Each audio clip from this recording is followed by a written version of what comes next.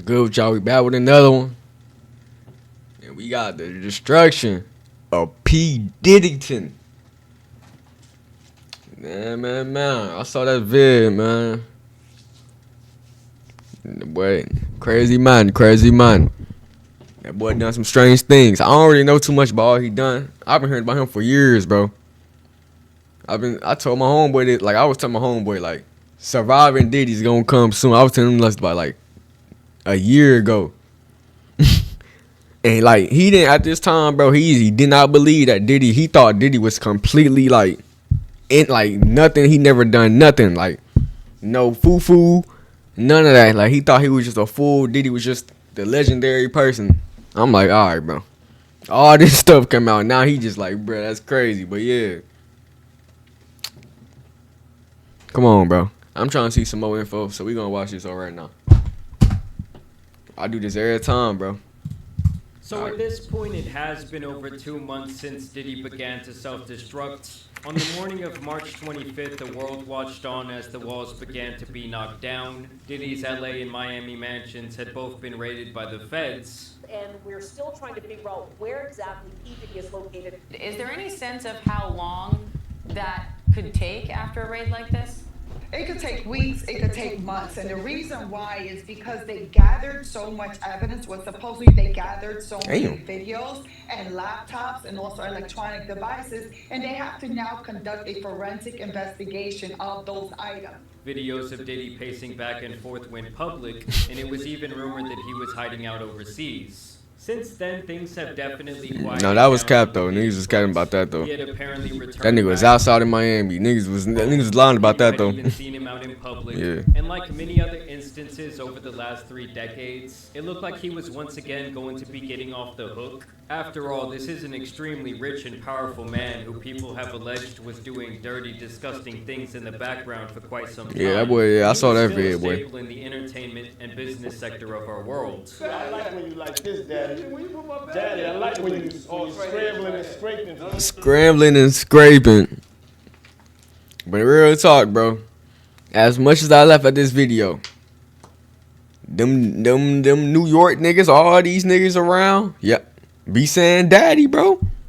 I listen to 90s rap. I hear it. Jada Kids be saying daddy and like in other songs, bro. Like, this what New York old heads be saying, bro. As much as it's been funny, bro, I gotta admit it. I gotta keep it real, bro. Them New York niggas is different. I'm never calling a grown man daddy, but that's just, you feel me, bro? Unless, of course, it's my pops, but, like,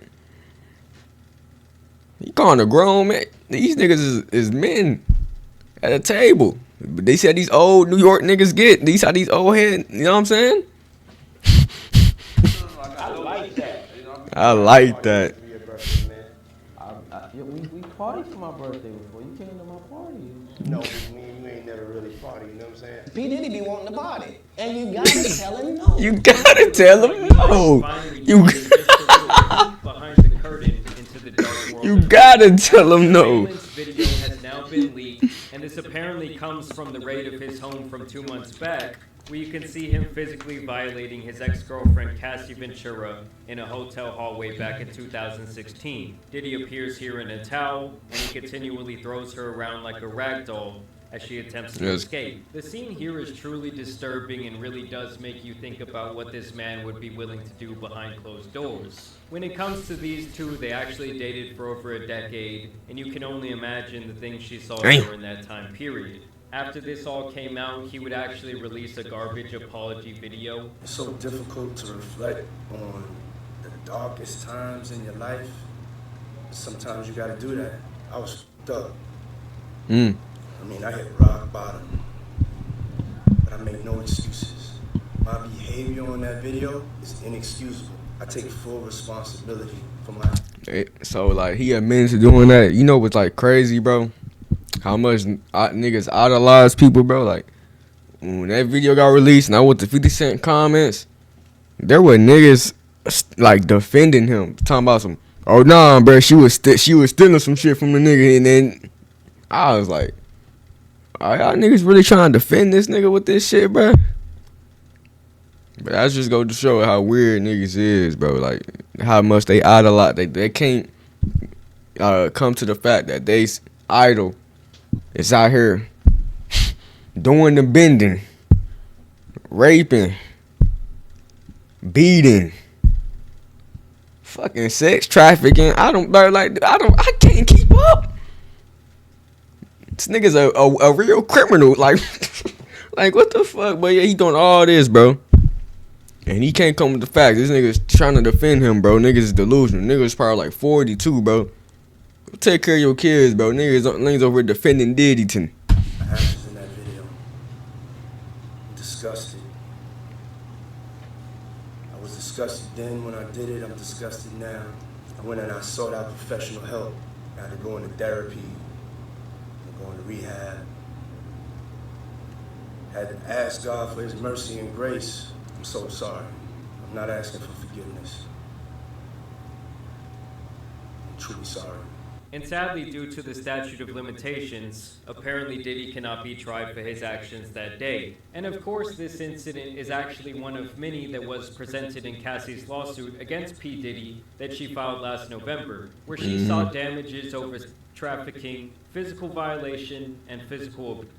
And this suit would actually be settled out of court only one day after it was filed. And while she was seeking $30 million, there is no official number on where they would eventually settle. Of the many things Cassie would accuse Diddy of, the list would include violated Miss Ventura in her own home after she tried to leave him, often punched, beat, kicked, and stomped on Miss Ventura, resulting in bruises, burst lips, black eyes, and bleeding. Blew up a man's car after he learned that he was romantically interested Kid in Cudi. Miss Ventura, and that was allegedly That shit's crazy. Niggas. Kid Cudi, whose car he blew up. Forced Miss Ventura to engage in sex with male workers while dating and filming the encounters, ran out of his apartment with a firearm in pursuit of a rivalry industry executive whom he learns was nearby. This was allegedly Suge Knight. Demanded that Miss Ventura to carry his firearm in her purse just to make her uncomfortable and demonstrate how dangerous he is, and introduced Miss Ventura to a lifestyle of I thought like y'all females used to want to feel gangster putting the Glock in the purse. I thought that was what it was about, but maybe I'm bugging. excessive alcohol, Maybe I'm bugging. substance abuse, and required her to procure illicit prescriptions. On some power shit. Now I thought y'all, you know what I'm saying? These two actually met back in 2005 when Cassie was only 19 years old. Apparently, she got on his radar when he heard her first single playing in the club and immediately became interested in signing her with his label Bad Boy Records. I started hearing this record that was haunting me in the clubs, and it was, you know, it was Cassie's record, and it was I would hear it everywhere I was at, and so I kept asking what record was that, and when told me that it was Brian Zach, it was Cassie. At that time, Diddy was a wealthy 37-year-old business mogul with the Midas touch, as he was known for his keen ability to spot out and shine light on the next big thing in music. He quickly rose up the ranks as the most powerful public figure in the hip-hop industry. Mr. Combs asserted complete control over Miss Ventura's personal and professional life, thereby ensuing her inability to escape his hold. He provided unprecedented avenues of success for the aspiring artist, but in return demanded obedience, loyalty, and silence. Within months of the two meeting, he would actually sign her to a 10-album deal, which in the music industry might as well be signing away a huge portion of your career. Yeah, I was about to say 10 albums is crazy. I don't know too much about that shit, but 10 albums, wow, bro. Why she sign that, bro? Well, she probably ain't got no choice either, my nigga. I'm bugging. Let me use my brain real quick. And plus, it was at the time, I probably thought it was for her best interest anyway. Climbing all the way up to the number 4 spot on the Billboard charts. From here, It's a hit, nigga, on me, bro. That's one of them ones, bro. Comes with it a fast life of luxury that previously she could only dream of. Mr. Combs' recognition and glorification of Miss Ventura's naivety proved to set the groundwork for his manipulative and coercive romantic relationship with Miss Ventura, a woman nearly 2 decades his junior. Within a year of signing to Bad Boy Records, Mr. Combs became deeply entrenched in Miss Ventura's life, almost immediately asserting possession. Saints Row 2 put me on, bro, with that hit, nigga. All aspects of her On me. life. And when Cassie first found out that Diddy was interested in her romantically, Allegedly, she was grossed out by the idea due to his father-like relationship he had developed with her at the time, and of course the very large gap in their age. It would apparently take 2 years, but eventually Diddy would get his way and become intimate with Cassie. She would officially enter his inner circle, and soon Diddy would have his fingers on every aspect of her life. All aspects of Miss Ventura's life were controlled by Mr. Combs or his management companies. Every event Miss Ventura attended, from the travel to the makeup and clothing, was paid for directly by Mr. Combs and his affiliated companies. Just shooting this Kathy video. See if we can find Cassie. Compounding this all-encompassing intrusion into her life, Mr. Combs secured his control over the young and impressionable Miss Ventura by introducing her to a drug-fueled lifestyle that kept her complacent and compliant. Mr. Combs first introduced Miss Ventura to opiates around 2008 and would often have pills and other drugs out in the open like candy. Upon information and belief, Mr. Combs has been addicted to prescription painkillers and took ecstasy frequently. In this way, Yeah, he liked to party, bro. Yeah, he was. Ventura. As another example of the ways in which he manipulated her, early on in their relationship, he asked her what she called her grandfather, and when Miss Ventura said that she referred to her grandfather as Pop Pop, Mr. Combs perversely insisted that she referred to him with that nickname. Now that is the move of a true weirdo. This nigga's weird, yo. Yo, what? Miss Ventura, leaving bruises on her body. After every instance in which he beat her, Mr. Combs used his money and power to orchestrate extensive efforts to hide the evidence of his abuse, including hiding Miss Ventura in hotels for days at a time to let her bruises heal. This is something that apparently happened time and time again, as the lawsuit does list multiple instances of Diddy putting his hands on Cassie, and even details the network of people involved in covering these incidents up. She was allegedly kept away from family, and was apparently even told to lie when questioned about these rumors of abuse. She found herself becoming numb to the abuse she was experiencing and became entirely beholden to Mr. Combs' demands. She began to blindly follow his instructions out of fear of again being on the receiving end of a vicious beating. By Mr. Combs' own admission, his relationship with Miss Ventura was like Bobby and Whitney, a clear acknowledgement of the unequal power dynamic and excessive domestic violence that permeated their relationship. Her volatile and partner, who also owns her label and therefore held her future success in his hands, had fully exerted control over every aspect of her life. Do you believe in love at first sight? I do. Was it love at first sight with your boyfriend? It was a long time ago. What makes you guys work? She most definitely answered that question either. Relationship work, if it is working, is, just not talking about it too much and just keeping it close to your heart. Furthermore, within months of the inception of their relationship, Cassie claims that Diddy was already shelling her out to other men for his own pleasure. While in New York City, Mr. Combs told Mr. Niggas a cook. Niggas is a cook. All that shit is crazy, bro. This nigga's Combs said it would turn him on if he saw Miss Ventura. He's just some niggas' favorite, like, rapper. All that, like, that's wild. Like, niggas used to look up to this nigga, and this is what he was doing, bro. And a lot of other niggas' favorite rappers know all about this, but we'll still dab it up with the nigga, too. With another.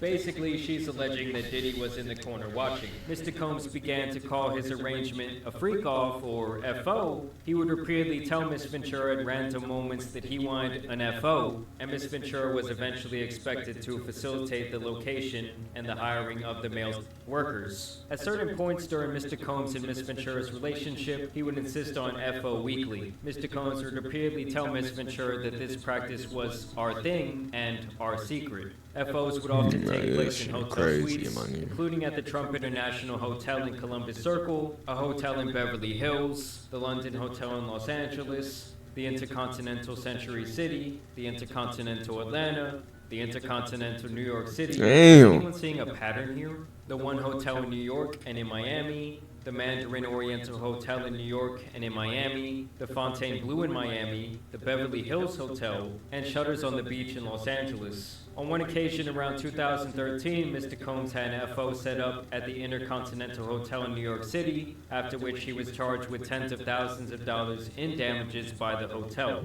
Upon information and belief, Mr. Combs' chief of staff, Tony Fletcher, paid the invoice charged by the hotel. Keep in mind, the lawsuit lawsuit also claims that Diddy's personal assistants allegedly set up many of these encounters. And here is specifically the part where they talk about the hotel incident. In or around March 2016, during an FO at the Intercontinental Hotel in Century City, Los Angeles, Mr. Combs became extremely intoxicated and punched Miss Ventura in the face. After he fell asleep, she tried to leave the hotel room, but as she exited, Mr. Combs awoke and began screaming at her. He followed her into the hallway of the hotel while yelling at her. He grabbed at her and then took glass vases in the hallway and threw them at her, causing glass to crash around them as she ran to the elevator to escape. She managed to get into the elevator, and when she got to the lobby, quickly took a cab to her apartment. Upon realizing that her running away would cause Mr. Combs to be even angrier with her and completely stuck in his vicious cycle of abuse, Miss Ventura returned to the hotel with the intention of apologizing for running away from her.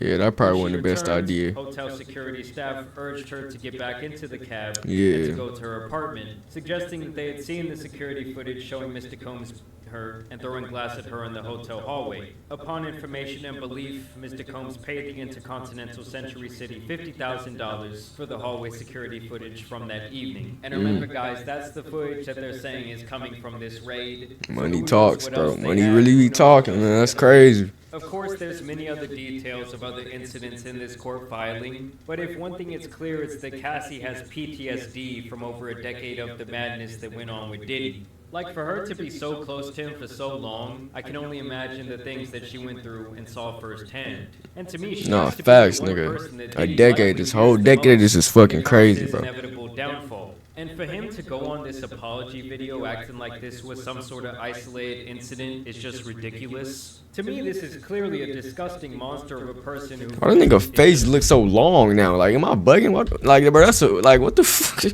Ridiculous. To me, this is clearly a disgusting monster of a person who feels like he can do anything he wants to whoever he wants without fear of repercussions. Furthermore, there must be several people within his circle who are guilty in aiding him in his quest for power over others. Of course, there are tens to hundreds of other rumors about this man that I plan to break down as more comes to light. Oh, there's I'm a lot, talking bro. about the Kardashians potentially being involved. I'm talking about him inviting the baby up to his room during the peak of his career that might have sparked those statements that he made on that Rolling Loud stage. The baby. At the party at Diddy crib, Diddy had put everybody else out the crib, like the influx of people he had put him out. Huh? But he had took a liking to me in particular around the time. And, Huh? You know what I mean? Like putting his arm around me. Right. Either way, I will continue to keep Yo, no, yo. Y'all make sure you subscribe. Of course, I also want to thank you guys for watching today's video, but He took a liking to before the Tan Superman and some other viral news out here needs to be covered, so I'm out. Peace. That's not the baby. That's my. What the fuck the bitch be saying? Like, that's that the baby.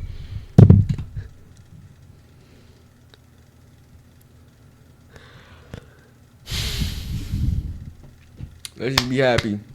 All this freak shit is catching up to him, man. All this little freak offs he been doing. Like, this is. And then on top of that, the fact that it's not even half of what he's done is insane already, bro. Like, if it was just this, it still would be crazy. The fact that it's even more. Lock him up.